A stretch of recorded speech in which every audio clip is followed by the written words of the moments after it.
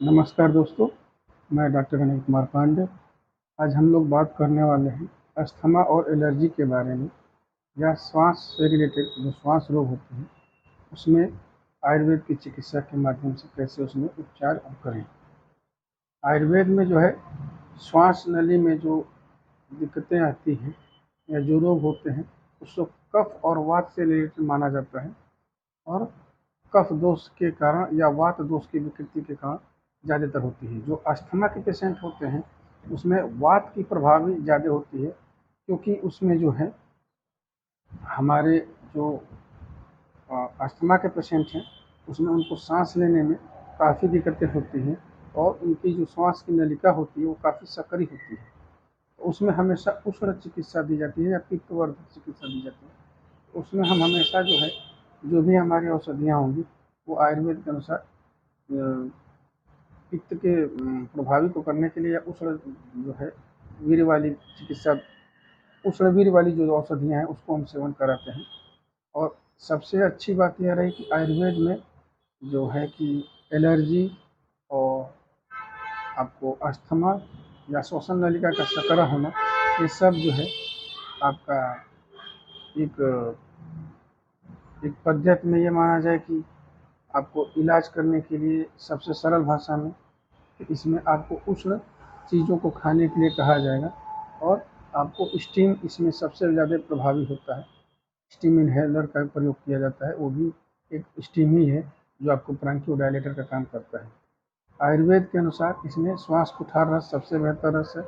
गौदंती भस्म दे सकते हैं एक एक दो दो रत्ती सुबह शाम शहद के साथ, या फिर आप उसमें जो है मिर्चादि रस मिर्चादिवटी दे सकते हैं, और आप जो है कि स्वर्ण चिंतामणि रस दे सकते हैं। ये बहुत अच्छी हमारे लिए औषधियों में से है।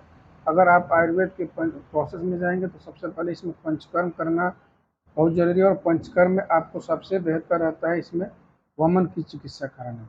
वमन पंचकर्म में हमारे लिए सबसे महत्वपूर्ण होता है। ये जो है ऊपर जो अपर हमारे पार्ट हैं उसमें हमारे सबसे ज़्यादा प्रभावित रहता है, और यह जो है लंग्स में खास तौर से लंग्स और हार्ट से ज़्यादा रिलेटेड प्रभावित है। जिसमें विशेष रूप से आपको कहा जाए तो श्वसन नलिका से प्रभावित जितनी भी चीज़ें हैं उसमें वमन का बहुत महत्वपूर्ण योगदान रहता है। वमन कराने से हमारे जितने भी अंदर जो है कफ है या फिर आपके कोई अदर पार्ट्स हैं, निमोनिया पैचेज है, ये सब हमारे वमन के माध्यम से सारे एयर पैचेज बाहर निकल आते हैं, जिससे मरीज हमारा पुनः जो है हिस्ट पुष्ट हो जाता है और कोई दिक्कत इसमें नहीं आती है।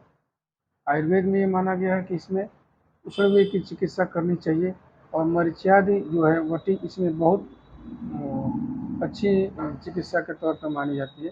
आप मुक्ता भस्म भी दे सकते हैं, मुक्ता भस्म दो दो रत्ती आप दे सकते हैं इसमें। गौदंती भस्म आप दे सकते हैं दो दो रत्ती। स्वरस में इसमें आप जो है मधु का प्रयोग कर सकते हैं। आप जो है श्वास चिंतामणि रस दे सकते हैं, श्वास कुठार रस दे सकते हैं, और ये जो है काफ़ी ज़्यादा हमारे लिए इजीली रहेंगे।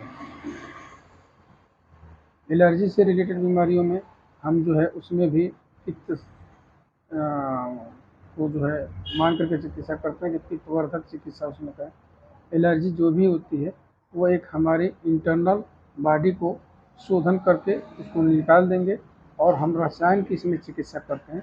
एलर्जी में हमारे शरीर की जो अंदरूनी शक्ति होती है वो अगर बढ़ी है या अच्छी है तो हमारे एलर्जी से जो भी दिक्कतें हैं श्वास काश या ट्यूबरकुलोसिस, इसमें जो है हम रसायन की चिकित्सा दे करके अपने मरीज को उसकी बल को, उसके शारीरिक बल को हम बहुत ज़्यादा आगे बढ़ा सकते हैं। और ऐसे मरीजों में एलर्जी में आप जो है मॉडर्न साइंस में भी यही होता है कि उसको स्टेरॉइड दे करके बढ़ाया जाता है।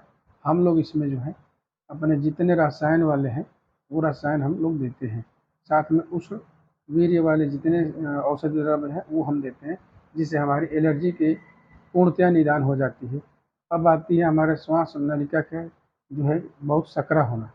श्वास नलिका का बहुत सकरा होना है, जिससे हमारे सांस बहुत से पेशेंटों में आवाज़ आती है। जब भी वो सांस लेते हैं तो उनके साथ एक आवाज़ आती है, उसमें हम जो है स्टीम देते हैं, और उसमें जो है काढ़ा का पान कराया जाता है, उष्णवीर्य काढ़ा का पान कराया जाता है और वमन विरेचन उसमें कराई जाती है। पित्तवर्धक उसमें देते हैं। कपूर से सीधा औषधियों का उसमें सेवन कराते हैं, जिससे हमारे मरीज को काफ़ी रिलीज मिलता है। जय हिंद।